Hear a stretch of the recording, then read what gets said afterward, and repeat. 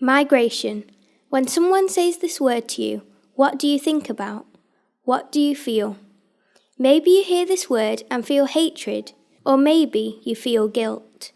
Many might visualize people of different ethnicity sneaking across borders, jumping over gates, or even crawling under barbed wire. But is this really what we should believe? Is this the definition of migration? Can we really judge a migrant based upon the things that have been said about them? Is it all true? Or should we instead be thinking about why they are here, what they bring to this country, their stories, or simply who they really are? At XP and XP East, our latest expedition in Year 8 focused around the guiding question, why should we care about migration? We've explored the concept of migration and the pros and cons of migrating to other countries. We have also analysed various reasons as to why individuals migrate. The title of this expedition was, Should I Stay or Should I Go? We have been on a journey with our expedition, Should I Stay or Should I Go? But not a physical journey of thousands of miles, like some of the people we've been able to meet. At the start of our expedition, we tried to find out as much as we could about migration, asking questions such as, what is a migrant? What are the different types of migration? And what leads people to migrate? To build a picture of the historical context of migration, we began reading Of Mice and Men by John Steinbeck. This led us into a discussion about why people were forced to move in 1920s and 1930s America. We learnt about the Great Depression and the 6 main causes, including the Dust Bowl, agriculture, and the Wall Street crash. Studying the characters of George and Lenny, we learnt to develop an understanding of why people migrate. At this point, we wanted to bring the expedition a little closer to home. We started to examine migration in modern society, particularly in our hometown of Doncaster. Our research led us to a charity called the Conversation Club, an organisation which offers a place to meet and integrate for those seeking asylum who have been housed in the Doncaster area. They provide English teaching, health guidance, cultural orientation, comfort for those in need, and so much more. Some of us were lucky enough to visit the Conversation Club and get a feel for the place and get to know the people who go there every week. In our short visit, we learned a lot.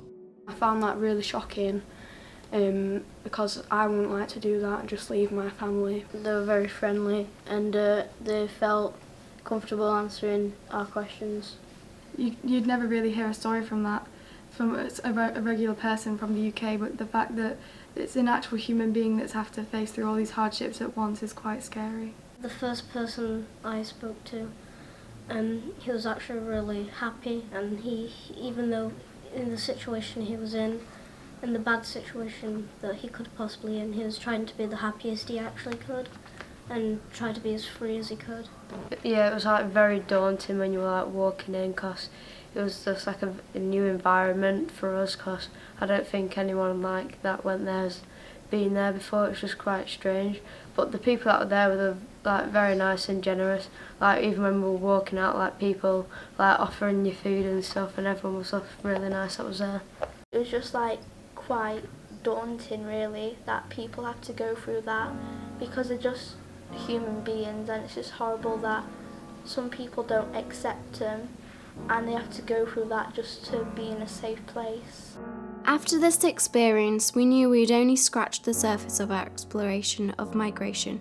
Nick from the Conversation Club was kind enough to join us in both XP and XP East and ran an interesting session for us on the journey that some asylum seekers make to the UK.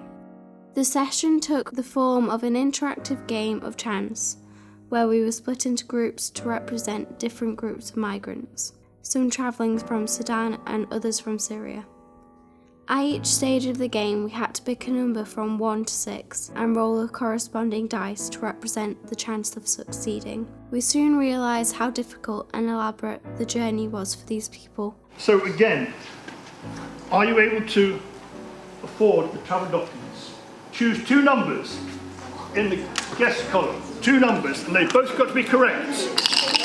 With over 50 of us in the session, there were only a handful of us who succeeded on a single turn. Although the session was light-hearted, we realised how difficult and traumatic the journey can be for migrants. Lee's push and pull theory was a model we looked at when considering migration theories. The theory suggests that when someone is considering moving, they must consider the push factors in their place of origin and the pull factors at their desired destination. Push factors, things that make people want to leave their home country, often include problems like violence, housing shortages, jobs shortages, low wages, politics, war, crime and segregation. Pull factors, reasons why their destination is more desirable, include things such as better healthcare, good sanitation, job opportunities, safety, democracy, resources and infrastructure. Through the study of Lee's push and pull theory, we learn that there are many decisions to be made before considering leaving one place and moving to another, and just how difficult this can be. During Nick's first visit to school, he left us with a thought that resonated with us. Migrants are real people, just like us, with families and hopes. After studying how the media has covered the topic of migration over the last few years, we realised how much it is done to dehumanise individuals who claim asylum in the UK. In particular, we looked at these famous examples from recent years. When this article was published, suddenly a statistic was made real. It touched our humanity and our hearts. And what better way to connect with other people than to sit and talk? We invited a group of migrants from the Conversation Club to our school to share their stories with us. As we sat and listened, we heard stories of hardship from people who had travelled from all kinds of places around the world to feel safer in the United Kingdom. We were compassionate and made our visitors feel as comfortable as we could, only asking questions that they felt okay answering. One of the individuals who spoke to us on that day was Ahmed. He was kind enough to talk to us on camera and share his story. I am Ahmed Mahmoud Khalifa. I am Sudanese. Sudan is the second biggest country in Africa. It is in the Middle East Africa. Before 2012, we are the biggest country, but we became two countries, North Sudan and South Sudan. Was that because of war? Yeah, the long war in Africa from 1954 until 2005. The police border in the airport are very kind. They said to me, we have to be honest with us, tell us the true story, and nothing will happen to you. I told them what happened exactly, and they took me to place, gave me food, and then took me to a hostel in London. Stayed there for 2 or 4 days, and then took me to Wakefield Hostel, Urban House. After that, I came here, and after I came here, I called my family through Red Cross, and it's okay. Here is very, very good town, and very helpful people. Nick, Julia, John, Dennis, very helpful, and they help us in many ways, to speak English, because it's important to speak English, and to have journey and trips, and one day they organize barbecue for us. It is very nice day, and also there is English class. I knew many people, and there is activities like playing, like chatting, like I have a sense of belonging to this town. It really helps me. It's okay, it's good. Now I'm okay. We also spoke to Nick from the Conversation Club about how he felt the experience was for our visitors. Well, for me, I'm always delighted to be able to come and help the children experience, or at least meet some of the asylum seekers, and put a human face to a problem that is generally a very third-party kind of thing. You're not involved in it. You see numbers in the papers, you see statistics, and that's who they are. But when you put a personal face to it, that is, makes a whole new, puts a whole new aspect on things. As far as the people I brought are concerned, I've been going around and looking at their expressions, and they're totally different to what I see on a Thursday when they come to our drop-in. They are very relaxed, genuine smiles, laughter, and I've noticed this before when I've got them away from their environment as asylum seekers. We take them dancing, we take some of them dancing once a month to a country dancing, barn dance event, and the joy on their face makes it all worthwhile. And it's because they're meeting other people, fresh faces, they're meeting English people, they're experiencing a different culture and learning something about England, and it is distracting them totally from their problems of trying to live on £37 a week in very poor quality accommodation. £37 a week, you've got no money for any kind of entertainment or distraction. So they sit in their rooms with nothing to do all day for months and months on end.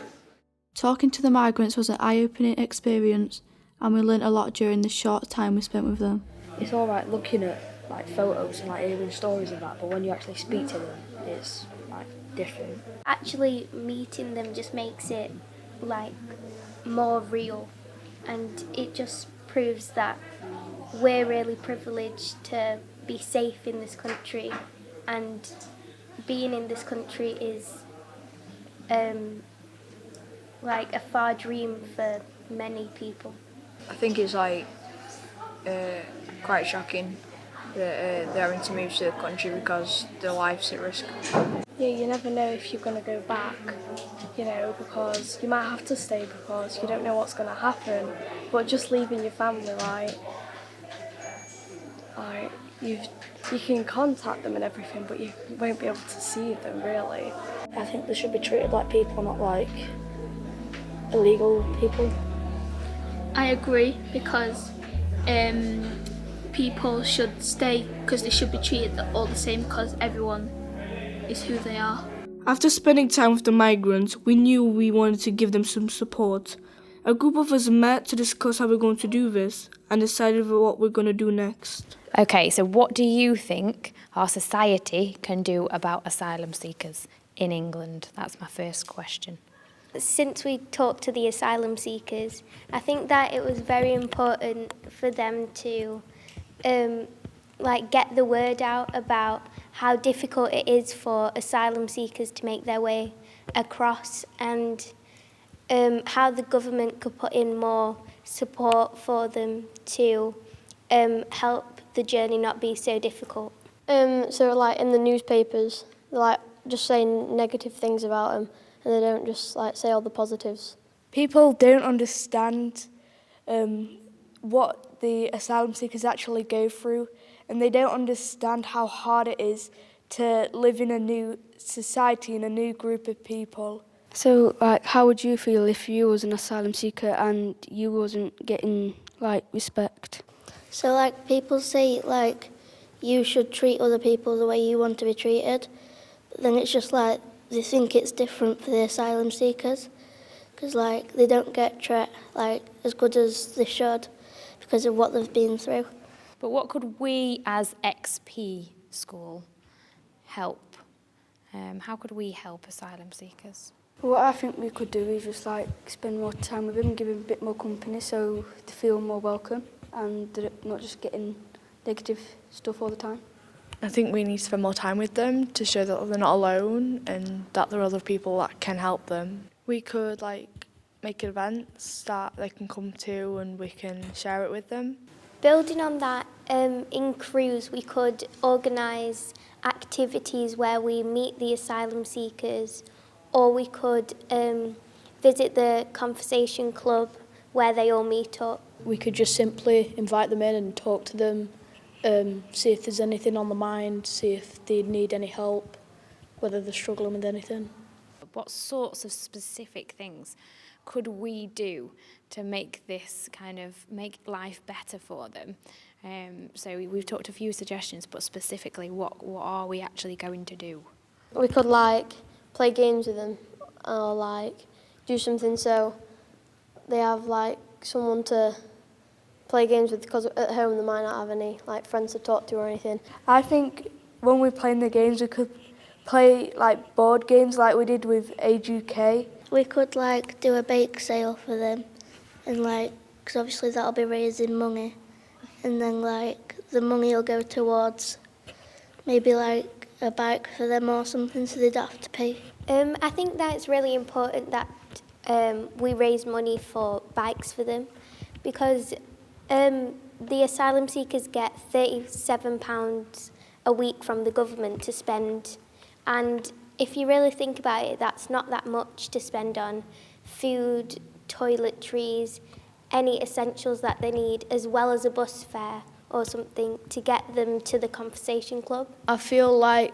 it shouldn't be a one-off thing. I feel like we should go back to them maybe once every year or something and build a relationship, so we know they're okay and we know they're not they know it's not a one-off thing. They're going to constantly get help. Echoing what Jake said, I think that it is really important that we form a relationship with the conversation club and asylum seekers in general, and we build that support network from the school to the community around us, and we give back to our community like the community gave to us. So we got to work. Within a few days, we'd started raising money for the migrants to buy them some bikes. During break times, we put on several bake sales which proved really popular. And how's it going? It's going good. This table was full of stuff and now most of it's gone. We also started planning a sponsored walk around Lakeside. We set a date in the calendar and collected sponsors from our friends and families. Before we even set foot on the walk, we received a tremendous amount of support and we were really grateful for it. The day came and it was a cold one, but it didn't stop us getting out there. Some of us even ran the circuit and we had great fun. During the time we were fundraising, we also decided to do something a little different. After hearing Nick's reaction to their first visit to the school, we invited our new friends back to the school. They'd been kind enough to share their stories with us, so we decided to do something fun for them. We prepared 2 sessions of games and minute to win it competitions to play and had such a wonderful time.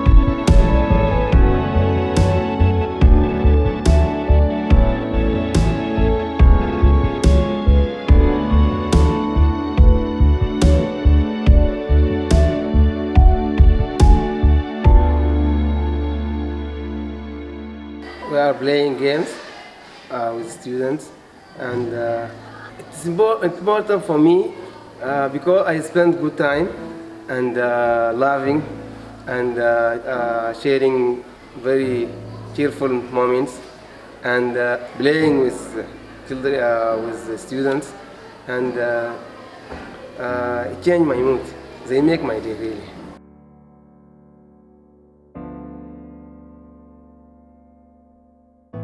We decided the best thing to do was to use the money we raised to buy as many bikes as we could for our new friends. We wanted to buy them something they could use every day that helps them connect with the community and get around without having to use any money.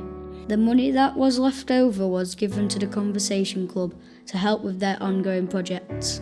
Our guys having bikes is a huge benefit for them because they want to socialise, they want to get about, and without a bike they have to walk basically, they can't afford to go on buses. So we always have a need for a supply of bikes, and it's very much welcome. Thank you very much everybody. Looking back over the expedition, we have certainly learned a lot. We started in the classroom with an idea of what migration is and challenged ourselves to dig a little deeper.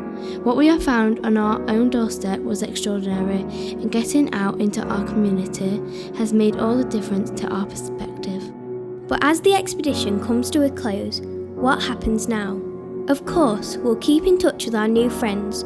We'll continue to do our best to understand and support the community around us. But most importantly, we'll carry their stories and experiences with us for the rest of our lives. Because migrants are people just like us, with families and hopes, with stories that deserve to be told.